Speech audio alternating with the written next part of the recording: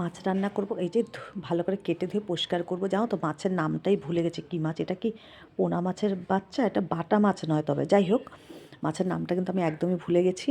তো তোমরা মাছটার নাম জানলে আমাকে বলে দিও, বাটা মাছ না পোনা মাছের বাচ্চা বুঝতে পারছি না। ভালো করে কেটে ধুয়ে নুন হলুদ মাখিয়ে নিচ্ছি।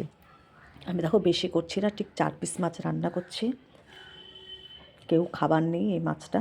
যাই হোক, তো একটা শুধু জিরে আদা লঙ্কা দিয়ে রান্না করব, আর একটু ধনের গুঁড়ো, আদা নিলাম, লঙ্কা নিলাম, কাঁচা লঙ্কা 3-4টে, আর একটু 1 চামচ জিরে, আর 1 চামচ না 1/2 চামচ ধনে নেব, নিয়ে এইটাকে একটা মিহি পেস্ট করে নেব।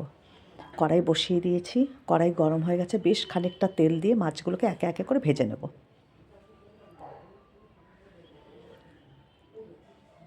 মাছগুলো ভাজার জন্য একটু বেশি তেলে নিয়েছি, ওই ভাজার তেলেই আমার পুরো মাছের ঝোলটা রান্না হয়ে যাবে। মাছগুলোকে ভেজে নিচ্ছি। আর মাছটা রান্না করব কিন্তু আমি একটু সিম, 4 টুকরো আলু দিয়েছি, আর কয়েকটা সিম দিয়েছি। সিম আর আলু দিয়ে ধনেপাতা দিয়ে মাছের ঝোলটা রান্না করব। মাছ দেখো 1 পিঠ ভাজা হয়ে গেছে, আরেক পিঠ উল্টিয়ে দিয়েছি। মাছগুলো কিন্তু আমার সব ভাজা হয়ে গেছে। ওই কড়াইয়ের মধ্যেই আমি একটু 5 ফোড়ন দিয়েছি আর শুকনো লঙ্কা দিয়েছি, দিয়ে এবার এর মধ্যে মশলাটা দিয়ে তারপরে একটু কষিয়ে আলুটা সিমটা দিয়ে একসাথে কষিয়ে নেব। আলুটা কিন্তু দিতে আমি ভাজতে আগে ভুলে গেছি, তার জন্য সোমবারের মধ্যে মশলাটা দিয়ে মশলার সঙ্গে একবারে কষিয়ে আজকে ভেজে নেবো এইভাবে। এই যে মশলাটা দিয়ে দিলাম, ভুলে গেছি আলু ভেজে নিতে আগে।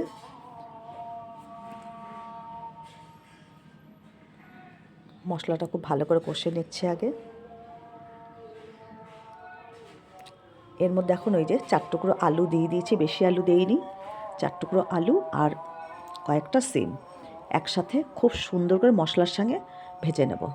মশলাটা ভালো করে যখন মশলা থেকে তেল ছেড়ে আসবে তখন এর মধ্যে সিমটাও দিয়ে আবারও একটু সামান্য জল দিয়ে কষিয়ে নেব। দেখো তেল ছেড়ে দিচ্ছে কেমন, এই যে তেল ছেড়ে দিয়েছে, একটু জল দিয়ে দিয়েছি সামান্য, নেড়েচেড়ে এবার সিমগুলো এর মধ্যে কষিয়ে নেব। মাছটা তো একদম জ্যান্ত ছিল, যার জন্য সিম আলু দিয়ে করলে মাছটা হালকা পাতলা করে করবো, একদম জিরে আদা দিয়ে, খুব সুন্দর লাগে। ধনেপাতা দিয়ে নামিয়ে নেব।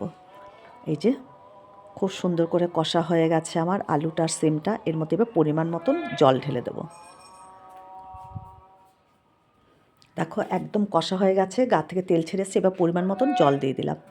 একটু ঢেকে দেবো। এখন ঝোলটা ফুটে উঠলে মাছগুলো দেওয়ার পরে আবারও একটু ফুটে উঠলে আমি ধনেপাতা দিয়ে মাছের ঝোলটা নামিয়ে নেব। দেখো মাছের ঝোল আমার ফুটে উঠেছে, ঢেকে দিয়েছিলাম। এবার সব মাছগুলোর মধ্যে দিয়ে দেবো। এই যে মাছগুলো দিয়ে দিলাম। এবার খুব ভালো করে ঝোলটা ফুটে উঠলেই আমার